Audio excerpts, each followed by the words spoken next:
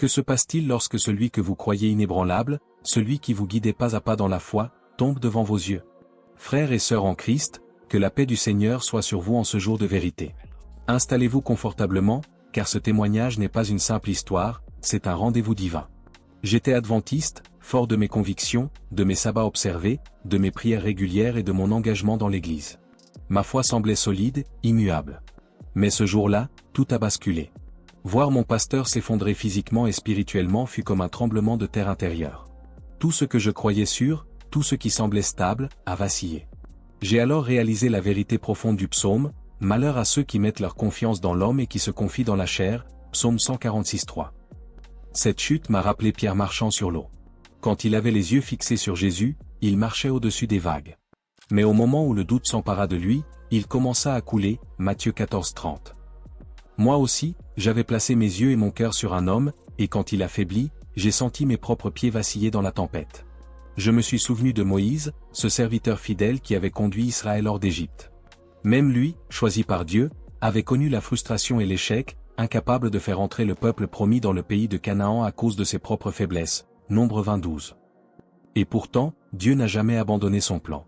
Cette réalité me frappait avec force. Les hommes sont faillibles, mais le Dieu que nous servons reste immuable. Et c'est dans ce chaos intérieur que la providence a agi. Sur la tombe de mon pasteur, j'ai trouvé un billet. Simple, presque ordinaire, mais portant des mots qui semblaient descendre du ciel, « Regarde à Jésus. Lui seul ne faillit jamais ». Ces mots sont devenus comme une bougie allumée dans une pièce sombre, illuminant ma compréhension. La vraie sécurité, la vraie stabilité, ne vient jamais d'un homme, même spirituellement puissant. Elle vient uniquement de Jésus-Christ, le roc éternel, la lumière du monde, Jean 8:12. À cet instant, j'ai commencé à ressentir un mélange d'émotions, tristesse, confusion, mais aussi une curiosité spirituelle profonde. Pourquoi ce billet? Pourquoi maintenant? Était-ce un simple hasard? Non. C'était Dieu qui me parlait, me rappelant que la foi authentique ne repose pas sur le charisme ou la constance d'un pasteur, mais sur la parole vivante et sur la présence constante de Christ dans nos vies. Je méditais sur Paul, emprisonné, battu, persécuté, mais jamais abandonné par Dieu. Paul avait écrit, « Je puis tout par celui qui me fortifie » Philippiens 4:13. Et je compris que ma foi devait passer d'une dépendance aux hommes à une dépendance totale au Seigneur. Ce choc, cette chute, devenait le creuset dans lequel ma foi serait purifiée et transformée. Alors que mes yeux avaient vu la chute, mon cœur commençait à percevoir la lumière. L'épreuve n'était pas la fin. Elle était le début d'un chemin nouveau, un appel à marcher plus près de Dieu, à chercher sa présence directement, et à apprendre que même lorsque les piliers humains tombent, le fondement divin reste solide. Comme le psalmiste l'a proclamé, « L'Éternel est mon rocher, ma forteresse, mon libérateur » psaume 18:2. Pour comprendre la profondeur de ce témoignage, nous allons parcourir 5 étapes clés, comme des sentiers que Dieu trace dans le désert de nos doutes pour nous ramener à la source vive de sa vérité. Ces étapes ne sont pas des chemins faciles, elles ressemblent aux traces laissées par un voyageur dans le sable brûlant, visibles seulement à ceux qui marchent avec attention et foi. Imaginez Élie, fuyant dans le désert après avoir défié les prophètes de Baal. Épuisé, seul, il s'asseyait sous un genêt, croyant que sa vie était terminée. Mais Dieu ne l'a pas laissé rester dans ce désert de désespoir. Il lui parla non pas dans le feu, ni dans la tempête, mais dans un souffle léger, une brise douce et persistante, 1 Roi 19 novembre 2012. Comme Élie, nous découvrons que les sentiers de Dieu ne sont pas toujours spectaculaires. Ils sont souvent silencieux, subtils, mais toujours présents pour guider ceux qui ont les yeux ouverts. Ces 5 étapes, que nous allons explorer, représentent les jalons de cette guidance divine. Elles nous enseignent que même lorsque notre foi semble perdue, que nos repères s'effondrent, Dieu continue de tracer le chemin. Joseph en est un exemple vivant, vendu par ses frères, humilié en Égypte, prisonnier sans raison, il aurait pu se noyer dans l'amertume. Pourtant, il suivait les sentiers invisibles de Dieu, et chaque épreuve devint un pas vers la réalisation du plan divin, Genèse 50:20. Ces étapes ne sont pas seulement des leçons abstraites, elles sont des invitations à observer, écouter et marcher. Dieu utilise le doute, la peur, la chute apparente d'un guide spirituel pour révéler à chacun la puissance de sa parole et la profondeur de son plan. Chaque sentier, chaque jalon, nous rapproche de la source vive qui ne tarit jamais, celle qui rafraîchit l'âme, restaure le cœur et éclaire l'esprit. La première étape consiste à regarder au-delà des apparences, à percevoir que les hommes, même spirituellement solides, peuvent faillir. La deuxième nous enseigne à écouter le murmure de Dieu, comme Élie dans la brise légère.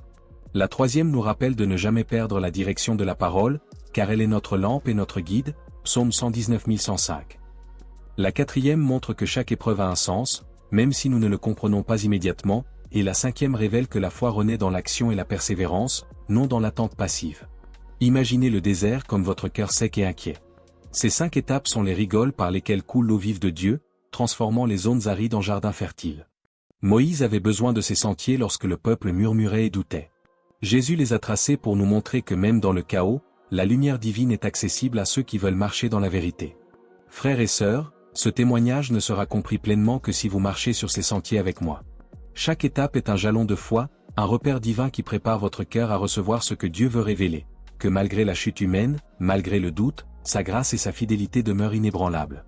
Ainsi, alors que nous avançons, gardez les yeux ouverts, le cœur attentif et la foi prête à se renouveler. Car ces 5 étapes sont plus qu'un récit, elles sont des signes, des lampes, des guides vers la rencontre vivante avec Dieu. Et c'est sur ce chemin que le récit va véritablement commencer à transformer notre vision de la foi. Le matin était clair, comme tant d'autres. Les cloches de l'église résonnaient doucement, appelant les fidèles à se rassembler pour le culte du sabbat. Les bancs se remplissaient d'hommes, de femmes, d'enfants, tous venus avec leurs cantiques, leurs prières et leurs attentes. Au centre de cette communauté adventiste, une figure se tenait droite depuis des années, le pasteur. Pour beaucoup, il était un guide, une voix rassurante, un berger qui veillait sur le troupeau. Ses paroles avaient accompagné des mariages, des funérailles, des larmes et des joies. Sa silhouette, familière et respectée, incarnait la stabilité et la force de la foi. Et pourtant, ce jour-là, tout a basculé. Le pasteur monta en chair, comme toujours. Sa Bible à la main, son regard clair, il commença à prêcher. Sa voix vibrait d'autorité, son discours semblait solide. Mais soudain, au milieu d'une phrase, ses lèvres tremblèrent. Son corps chancela. Un silence lourd tomba sur l'assemblée. Les fidèles se levèrent, tendant les mains, mais il s'effondra. Le pasteur, ce pilier de foi, gisait à terre. Des cris éclatèrent, des prières jaillirent dans la panique. Les frères accoururent, les sœurs pleuraient. Mais il n'y eut pas de miracle immédiat. La vie avait quitté son corps. Ce fut comme un tremblement de terre spirituel.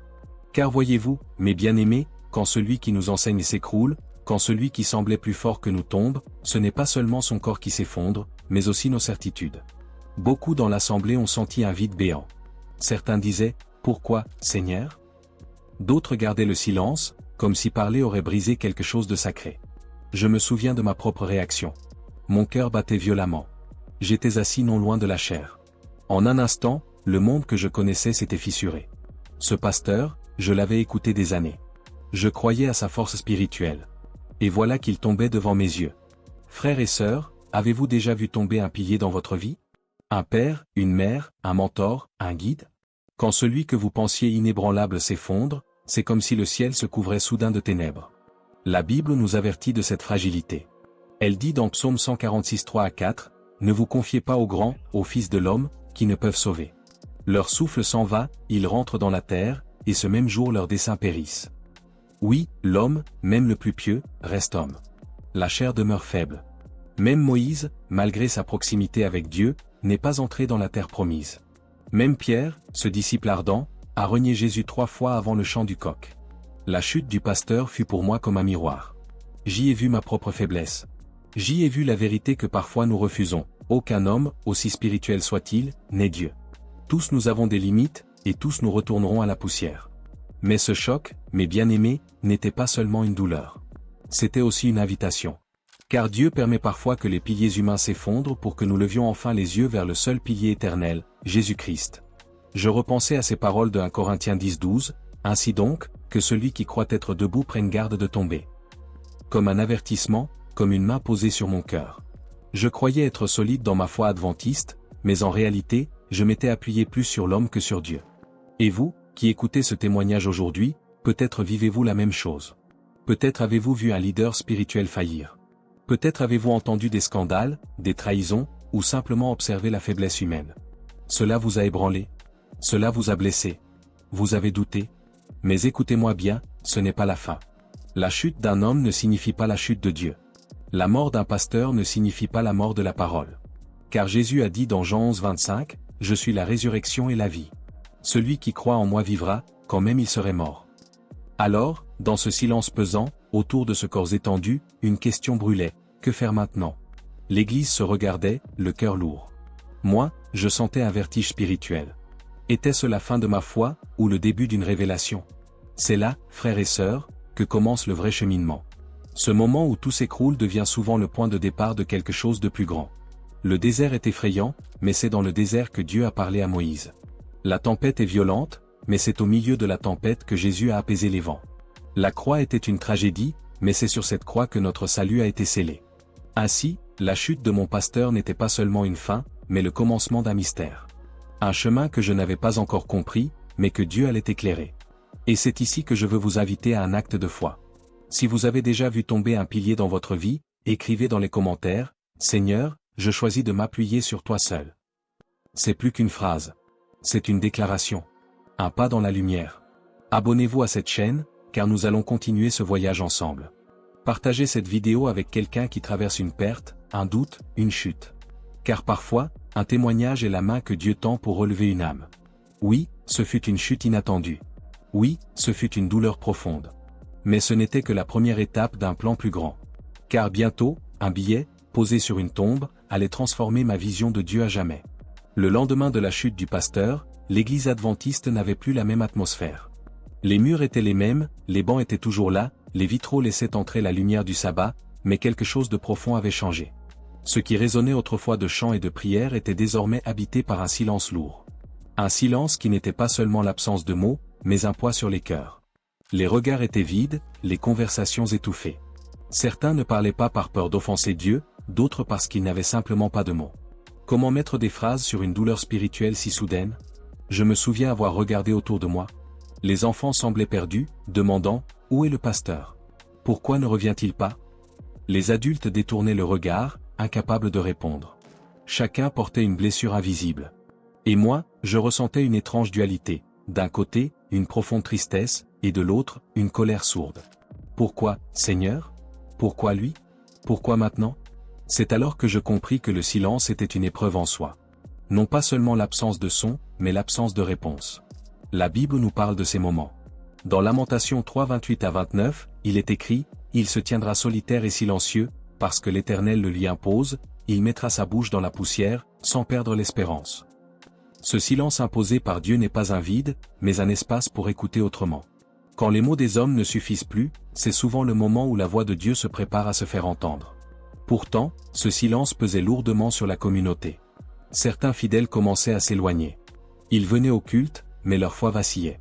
D'autres se réfugiaient dans les apparences, chantant plus fort, priant plus longtemps, comme pour masquer la douleur intérieure. Mais je voyais bien, ce n'était pas de la ferveur, c'était une lutte contre le doute. C'est ainsi que fonctionne souvent l'épreuve, elle révèle ce que nous cachons au fond de nous. Comme l'or qui doit passer par le feu pour être purifié, nos cœurs passent par le feu du silence et du manque. Je repensais à Job. Cet homme juste, fidèle à Dieu, qui avait tout perdu, ses enfants, ses biens, sa santé. Quand ses amis vinrent le voir, savez-vous ce qu'ils firent au début? Ils restèrent assis avec lui, en silence, pendant 7 jours et 7 nuits, Job 2,13. Car parfois, le silence est la seule réponse honnête devant la douleur. Mais dans ce silence, 2 chemins se dessinent. Le premier mène à l'amertume, on s'enferme, on se coupe des autres, on accuse Dieu, on abandonne. Le second mène à l'espérance, on choisit de se taire pour écouter, de pleurer pour laisser Dieu consoler, de patienter pour voir une lumière nouvelle. Dans notre Église, ces 2 réactions étaient présentes. Je voyais des frères s'éloigner, et d'autres s'agenouiller plus profondément. Et moi, j'étais entre les deux. Un pied dans le doute, un autre dans la foi. Un soir, je sortis marcher seul. Le ciel était couvert, les étoiles absentes. Je me sentais comme dans ce ciel, sombre, vide, sans repère. Mais soudain, une parole résonna dans mon esprit, comme un murmure, « Tenez-vous tranquille, et regardez la délivrance que l'Éternel vous accordera aujourd'hui » Exode 14, 13. C'étaient les mots de Moïse devant la mer Rouge, quand Israël tremblait devant l'armée de Pharaon. Un appel au calme, à l'attente, à la foi dans l'impossible. Ce silence, je commençais à le voir autrement. Peut-être que Dieu ne parlait pas parce qu'il voulait que nous apprenions à écouter autrement. Peut-être qu'il préparait une réponse, mais qu'il nous demandait de patienter. Et c'est là que se trouve le poids du silence, il pèse sur nous non pas pour nous écraser, mais pour nous apprendre à fléchir les genoux. Il nous pousse à reconnaître que nous ne sommes pas les maîtres du temps ni de la vie. Frères et sœurs, peut-être que vous traversez aussi un silence de Dieu. Vous priez, mais aucune réponse. Vous attendez, mais rien ne change. Vous regardez autour de vous, et le vide semble vous engloutir. Ne perdez pas courage. Ce silence n'est pas un abandon. C'est souvent un terrain où la foi prend racine. Souvenez-vous, entre la crucifixion du vendredi et la résurrection du dimanche, il y a eu un samedi. Un jour de silence. Les disciples étaient enfermés, pleins de peur et de doute. Mais ce silence préparait la plus grande victoire, la tombe vide. Ainsi, dans le silence qui pesait sur notre Église, Dieu préparait une surprise.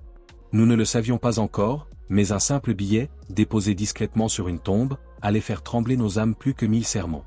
C'est pourquoi, mes bien-aimés, je veux vous inviter à écrire dans les commentaires, « Seigneur, je choisis d'espérer dans ton silence. » Car cette confession, même murmurée, brise l'emprise du doute et ouvre la porte à l'espérance. Si cette histoire touche votre cœur, abonnez-vous à cette chaîne pour ne pas manquer la suite de ce témoignage. Et partagez cette vidéo avec quelqu'un qui traverse un désert de silence. Car souvent, un mot de foi est une lampe dans la nuit d'un frère. Le poids du silence fut lourd. Mais comme l'attente avant l'aube, ce silence annonçait une lumière. Et cette lumière allait venir d'un endroit inattendu, un billet, posé sur une tombe. Le jour de l'enterrement, l'air était chargé d'une tristesse dense.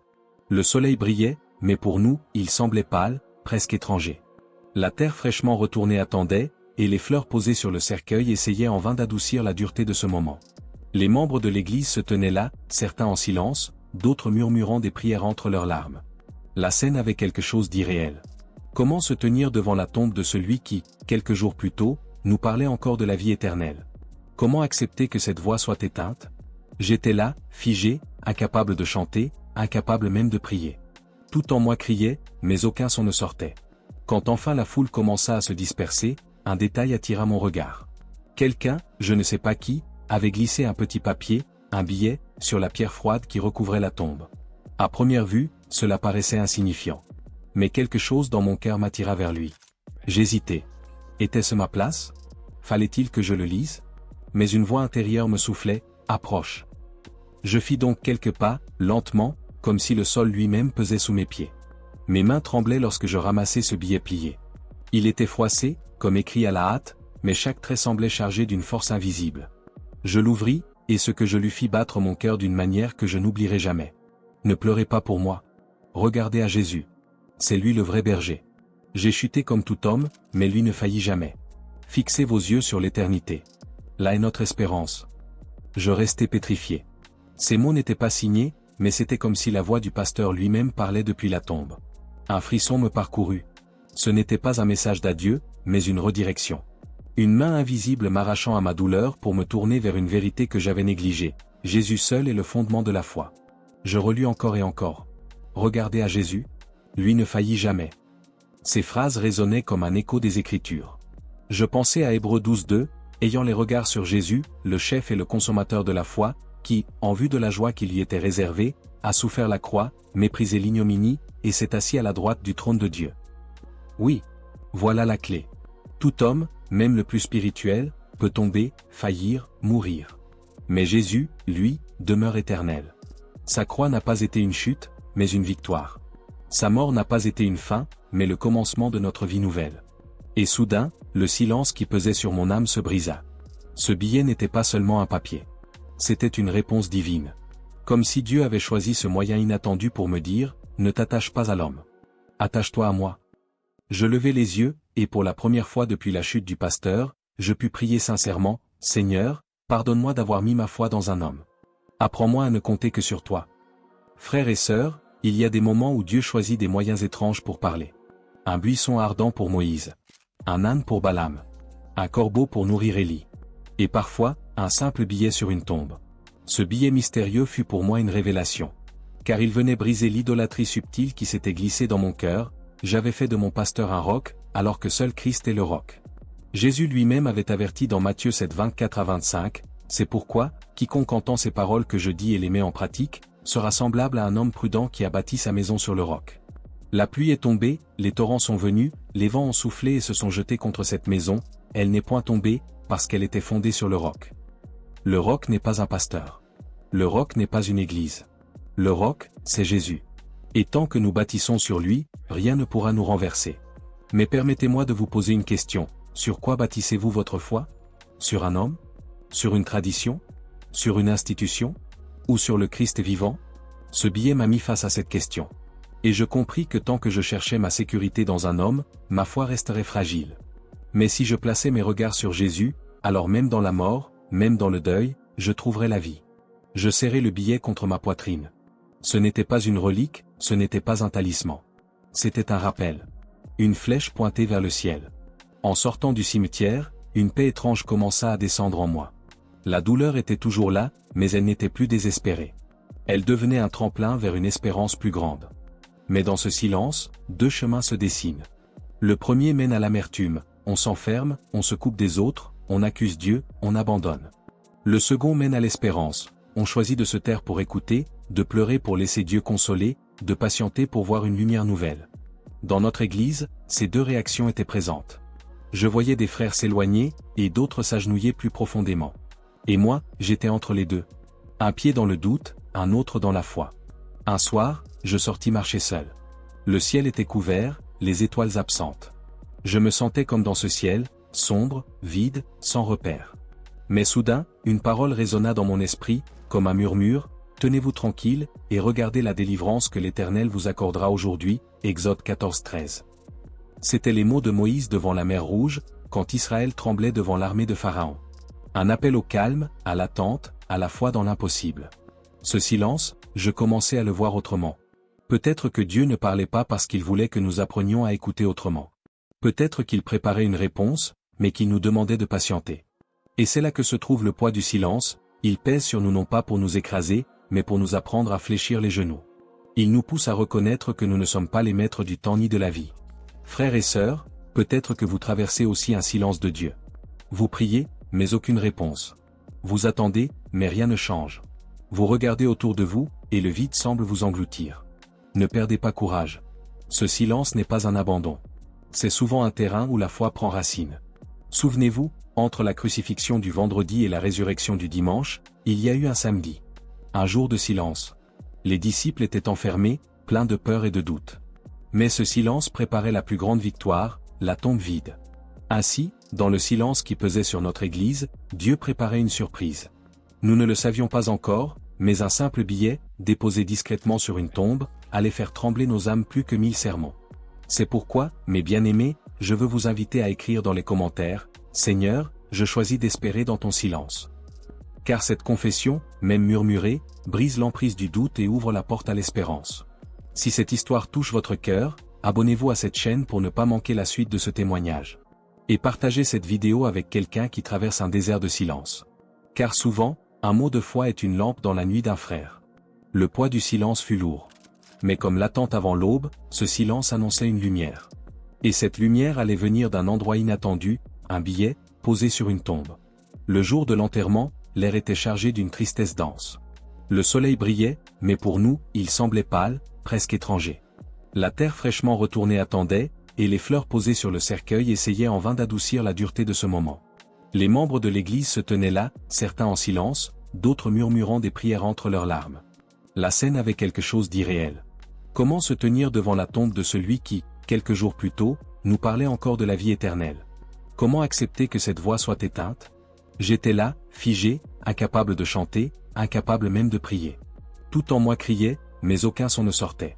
Quand enfin la foule commença à se disperser, un détail attira mon regard. Quelqu'un, je ne sais pas qui, avait glissé un petit papier, un billet, sur la pierre froide qui recouvrait la tombe. À première vue, cela paraissait insignifiant. Mais quelque chose dans mon cœur m'attira vers lui. J'hésitais. Était-ce ma place? Fallait-il que je le lise? Mais une voix intérieure me soufflait, « Approche ». Je fis donc quelques pas, lentement, comme si le sol lui-même pesait sous mes pieds. Mes mains tremblaient lorsque je ramassai ce billet plié. Il était froissé, comme écrit à la hâte, mais chaque trait semblait chargé d'une force invisible. Je l'ouvris, et ce que je lui fis battre mon cœur d'une manière que je n'oublierai jamais. Ne pleurez pas pour moi. Regardez à Jésus. C'est lui le vrai berger. J'ai chuté comme tout homme, mais lui ne faillit jamais. Fixez vos yeux sur l'éternité. Là est notre espérance. Je restai pétrifié. Ces mots n'étaient pas signés, mais c'était comme si la voix du pasteur lui-même parlait depuis la tombe. Un frisson me parcourut. Ce n'était pas un message d'adieu, mais une redirection. Une main invisible m'arrachant à ma douleur pour me tourner vers une vérité que j'avais négligée. Jésus seul est le fondement de la foi. Je relus encore et encore. Regardez à Jésus. Lui ne faillit jamais. Ces phrases résonnaient comme un écho des Écritures. Je pensais à Hébreux 12:2, ayant les regards sur Jésus, le chef et le consommateur de la foi, qui, en vue de la joie qui lui était réservée, a souffert la croix, méprisé l'ignominie, et s'est assis à la droite du trône de Dieu. Oui. Voilà la clé. Tout homme, même le plus spirituel, peut tomber, faillir, mourir. Mais Jésus, lui, demeure éternel. Sa croix n'a pas été une chute, mais une victoire. Sa mort n'a pas été une fin, mais le commencement de notre vie nouvelle. Et soudain, le silence qui pesait sur mon âme se brisa. Ce billet n'était pas seulement un papier. C'était une réponse divine. Comme si Dieu avait choisi ce moyen inattendu pour me dire, ne t'attache pas à l'homme. Attache-toi à moi. Je levai les yeux, et pour la première fois depuis la chute du pasteur, je pus prier sincèrement, Seigneur, pardonne-moi d'avoir mis ma foi dans un homme. Apprends-moi à ne compter que sur toi. Frères et sœurs, il y a des moments où Dieu choisit des moyens étranges pour parler. Un buisson ardent pour Moïse. Un âne pour Balaam. Un corbeau pour nourrir Élie. Et parfois, un simple billet sur une tombe. Ce billet mystérieux fut pour moi une révélation. Car il venait briser l'idolâtrie subtile qui s'était glissée dans mon cœur, j'avais fait de mon pasteur un roc, alors que seul Christ est le roc. Jésus lui-même avait averti dans Matthieu 7, 24-25, c'est pourquoi, quiconque entend ces paroles que je dis et les met en pratique, sera semblable à un homme prudent qui a bâti sa maison sur le roc. La pluie est tombée, les torrents sont venus, les vents ont soufflé et se sont jetés contre cette maison, elle n'est point tombée, parce qu'elle était fondée sur le roc. Le roc n'est pas un pasteur. Le roc n'est pas une église. Le roc, c'est Jésus. Et tant que nous bâtissons sur lui, rien ne pourra nous renverser. Mais permettez-moi de vous poser une question, sur quoi bâtissez-vous votre foi? Sur un homme? Sur une tradition? Sur une institution? Ou sur le Christ vivant?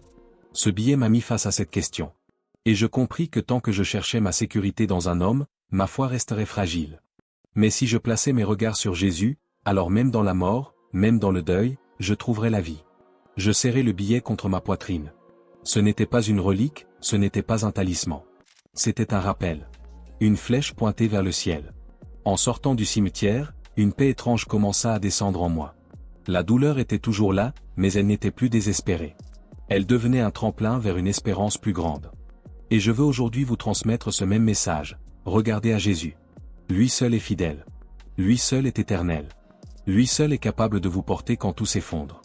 Alors je vous invite à écrire dans les commentaires, Seigneur, je choisis de bâtir ma foi sur le roc qu'est Jésus-Christ. C'est une déclaration puissante, une alliance renouvelée avec celui qui ne faillit jamais. Si ce témoignage résonne dans votre cœur, abonnez-vous et partagez-le avec une personne qui traverse une perte, une chute, un doute. Car peut-être que ce témoignage sera, pour elle, le billet mystérieux qui changera sa foi. Ce billet n'était pas une fin. C'était un commencement. Car il m'ouvrait à une vérité plus profonde encore, que la parole de Dieu, vivante et éternelle, brille même dans les ténèbres les plus profondes. Et c'est cette lumière que nous allons explorer dans la prochaine étape, la révélation de la parole ou la lumière dans la nuit. La semaine qui suivit l'enterrement fut étrange. Tout semblait à la fois familier et différent. Les rues, les champs, les visages de l'église, rien n'avait changé extérieurement, mais mon regard, lui, n'était plus le même. Ce billet, trouvé sur la tombe du pasteur, ne cessait de résonner dans mon esprit, regardez à Jésus. Lui ne faillit jamais. Mais comment regarder à Jésus concrètement?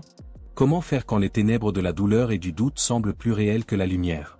C'est alors que je fis ce que je n'avais pas fait depuis longtemps, j'ouvris ma Bible non pas pour préparer un débat, non pas pour confirmer mes doctrines adventistes, mais simplement pour chercher une parole vivante.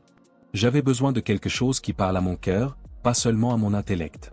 Je me souviens encore de ce soir. La maison était silencieuse, seule la lumière vacillante d'une lampe éclairait la pièce. J'ouvris au hasard, priant simplement, « Seigneur, parle-moi ». Mes yeux tombèrent sur Psaume 119 105, « Ta parole est une lampe à mes pieds, et une lumière sur mon sentier ». Une lampe. Une lumière. Ces mots prirent une dimension nouvelle. Car oui, j'étais dans la nuit, une nuit de deuil, de doute, de silence. Mais la parole de Dieu n'était pas une torche éblouissante qui chassait d'un coup toutes les ténèbres. Non. Elle était une lampe. Une lumière douce, suffisante pour éclairer un pas après l'autre. Je restai longtemps à méditer cette image. J'avais voulu des réponses immédiates, un ciel soudain clair. Mais Dieu me disait, avance pas à pas, avec la lumière que je t'accorde aujourd'hui. C'est ainsi que la révélation commence, non pas par tout comprendre, mais par faire confiance, un pas après l'autre. Puis je continuai ma lecture. Et dans Jean 8:12, je tombai sur ces paroles de Jésus, « Je suis la lumière du monde. celui qui me suit ne marchera pas dans les ténèbres, mais il aura la lumière de la vie. » Ces mots tombèrent dans mon cœur comme une pluie sur une terre sèche. La lumière n'était pas une idée, ni une doctrine. La lumière était une personne. Jésus lui-même. Alors, je compris le billet, regarder à Jésus. Car tant que mes yeux restaient fixés sur un homme, même un pasteur, je restais dans l'ombre de sa faiblesse. Mais si je regardais à Jésus, alors même au milieu de la nuit, une lumière brillait. Et cette lumière avait déjà brillé pour d'autres avant moi.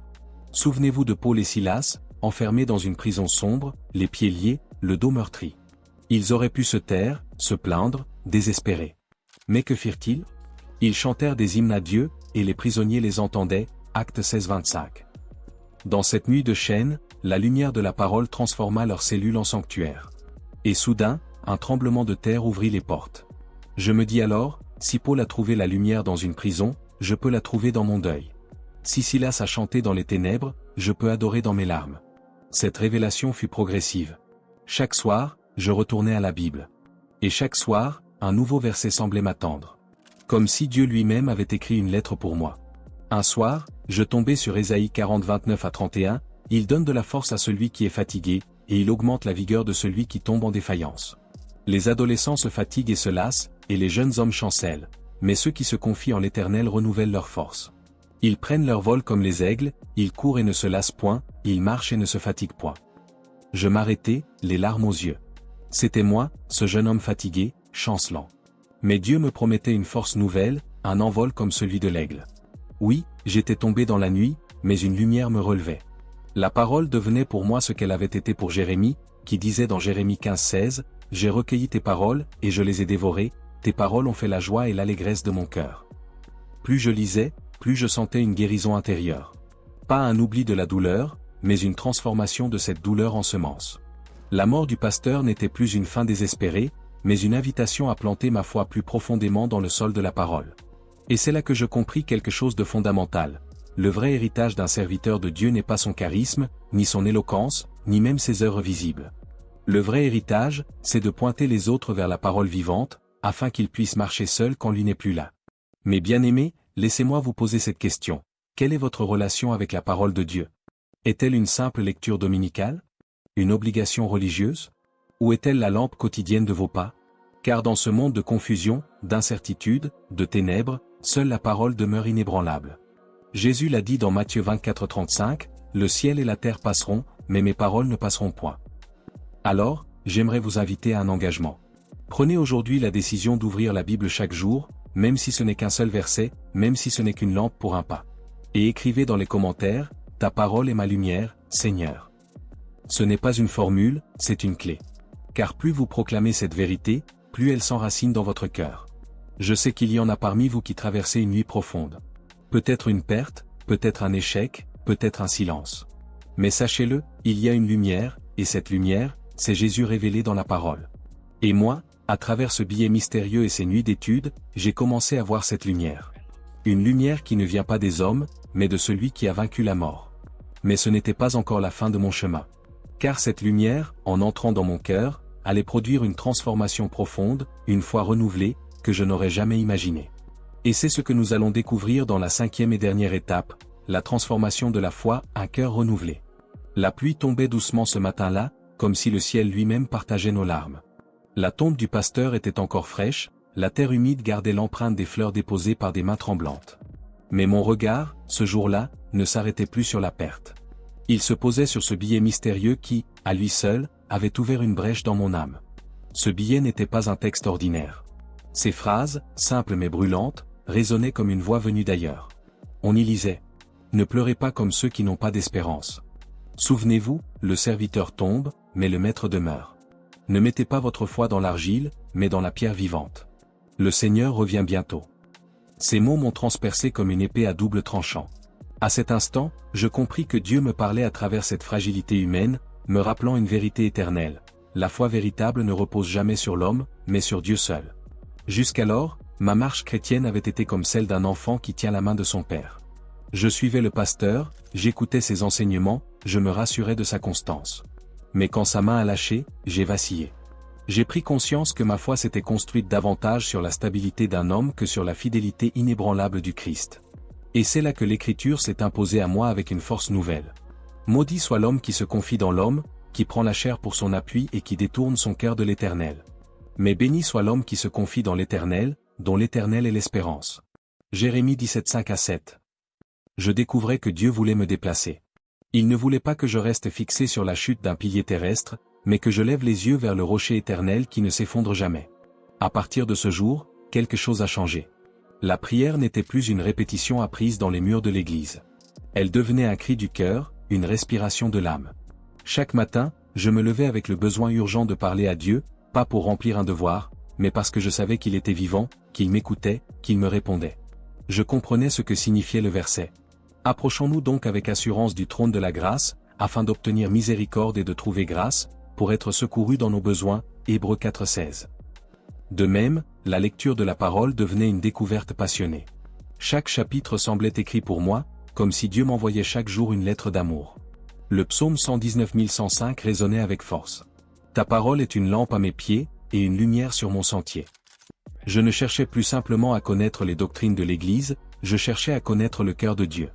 Et dans cette quête, ma foi se nourrissait, grandissait, s'enracinait. La tombe, qui avait été un lieu de douleur, devint pour moi un autel de révélation. Je ne voyais plus seulement la fin d'une vie terrestre, je voyais un témoignage silencieux qui me prêchait la résurrection. Comme Paul l'écrit. Nous ne voulons pas, frères, que vous soyez dans l'ignorance au sujet de ceux qui dorment, afin que vous ne vous affligiez pas comme les autres qui n'ont point d'espérance. Car si nous croyons que Jésus est mort et qu'il est ressuscité, croyons aussi que Dieu ramènera par Jésus et avec lui ceux qui sont morts, 1 Thessaloniciens 4:13-14. Ces mots m'arrachaient aux chaînes du désespoir. Mon pasteur avait chuté, mais son histoire ne s'arrêtait pas dans la poussière. Il reposait dans l'attente de la trompette finale.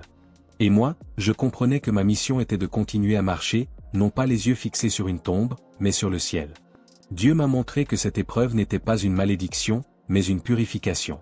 Comme l'or passé par le feu, ma foi devait être épurée de toute dépendance aux hommes, pour devenir solide, authentique et personnelle. Pierre écrit. Afin que l'épreuve de votre foi, plus précieuse que l'or périssable, qui cependant est éprouvé par le feu, ait pour résultat la louange, la gloire et l'honneur lorsque Jésus-Christ apparaîtra, 1 Pierre 1:7. Je compris que la chute du pasteur était le feu, mais que ce feu n'avait pas pour but de me consumer, mais de me transformer.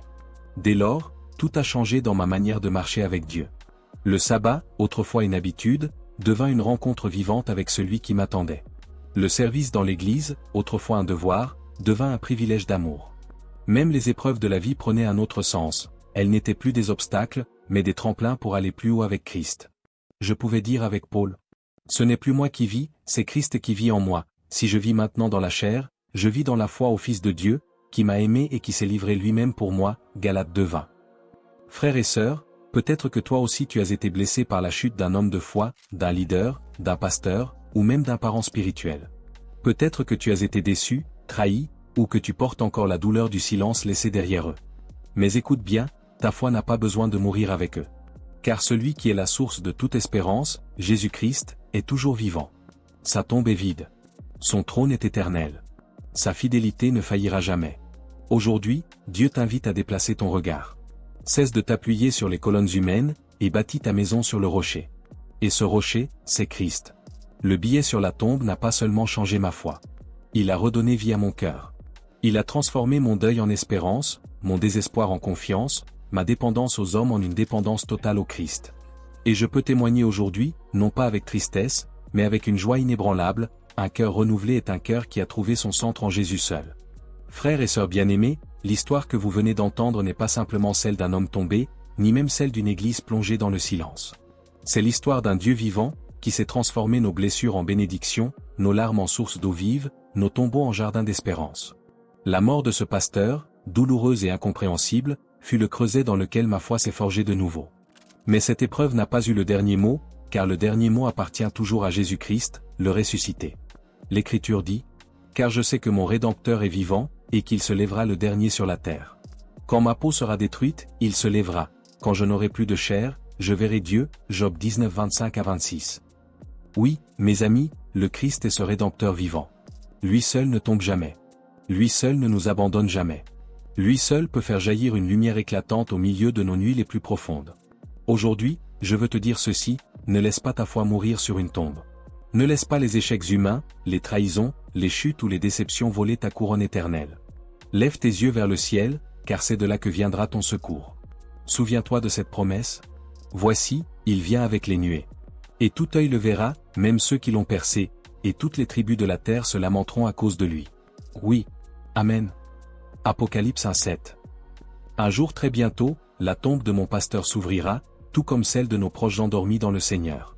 Et nous qui serons restés fidèles, nous verrons la gloire de Jésus apparaître. Alors, toute larme sera essuyée, toute douleur disparaîtra, et nous entrerons pour toujours dans la joie de notre Maître.